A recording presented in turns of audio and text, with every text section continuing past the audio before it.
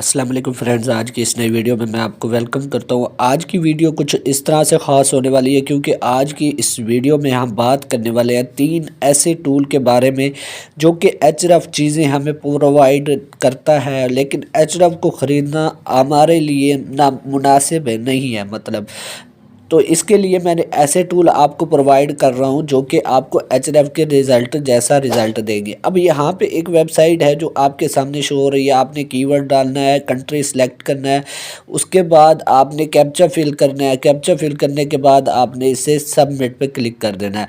अब ये करता क्या है, उसी कीवर्ड की जो आपको सर्च वाले में वो भी बताता है, कीवर्ड डिफ़िकल्टी भी बताता है, पेड डिफ़िकल्टी जो कि हमारे लिए ये ज़रूरी नहीं है, सीपीसी हमारे लिए ज़रूरी है, ये चीज़ें हमें प्रोवाइड कर रहा है। अब यहाँ पे देखिए, मैंने यहाँ पे कीवर्ड सर्च किया, ट्रेंड सर्च वाले कीवर्ड डिफ़िकल्टी सारा कुछ सीपीसी आ चुका है। अब यहाँ पे आपने एक चीज़ फ़िल्टर करनी है। यहाँ पे सर्च वाले में जो है हमने 250 तक रखना है, लेकिन मैं 500 तक आपको सर्च करके दिखा रहा हूँ। यहाँ पे 422 रिज़ल्ट शो हो रहे हैं कीवर्ड के, लेकिन आपने यहाँ पे कीवर्ड डिफ़िकल्टी भी 20 तक रख देनी है।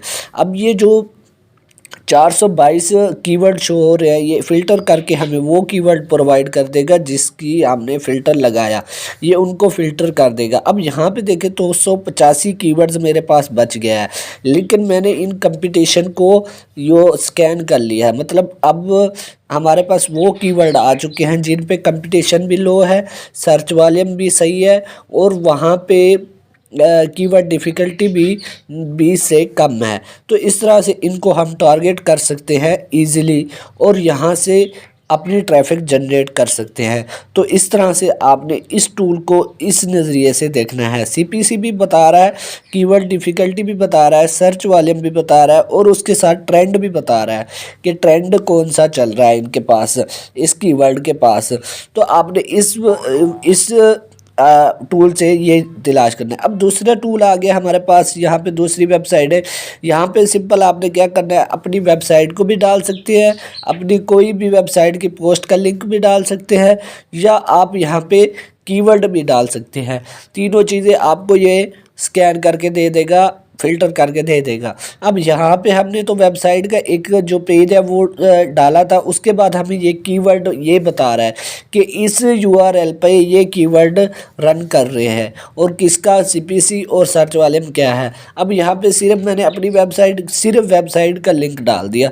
अब वेबसाइट के लिंक डालने के बाद आपके सामने कुछ कीवर्ड के भी रिज़ल्ट आ जाते हैं कि इस साइट पे ये कीवर्ड रैंक कर रहे हैं। आप उन कीवर्ड को चूज़ करके, क्योंकि उन्होंने फाइंड किए होते हैं कीवर्ड ऐसे ऐसे जिन पे सर्च वॉल्यूम ज़्यादा होती है, सीपीसी कम होती है, आप भी उनको यूज़ कर सकते हैं। तीसरा टूल हमारे पास आल्सो आस्क्ड है।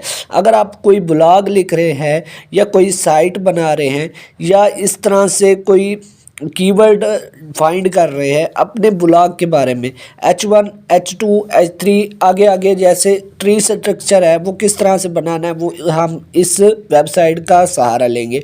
यहाँ पे देखें तो फाइंड द क्वेश्चन, वो आपको क्वेश्चन प्रोवाइड करेगा। अगर आप एक क्वेश्चन डालेंगे तो उसमें आपको डिफरेंट वे से आगे आगे ट्री स्ट्रक्चर बना के दे देगा, जो कि एक ब्लॉग के लिए बड़ा ज़बरदस्त टूल है। अगर हम एक कीवर्ड पे ब्लॉग बनाना चाहते हैं तो एक कीवर्ड डालेंगे, अगला कीवर्ड आपने वो डालना है, अगला क्वेश्चन वो डालना है, उसकी डेफिनेशन करनी। इस तरह से ब्लॉग हमारा काफ़ी लंबा चौड़ा बन सकता है।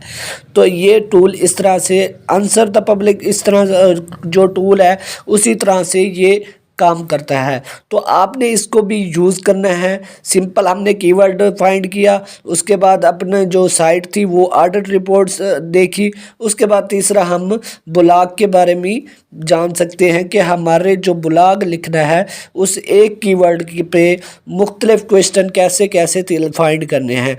तो ये इजी टूल हो जाता है हमारे लिए, और हमारा जो ब्लॉग क्रिएट करने का जो प्रोसेस है वो इजीली बना देता है। आप इसकी तस्वीर को कैप्चर भी कर सकते हैं, स्क्रीनशॉट भी ले सकते हैं। अगर डाउनलोड कर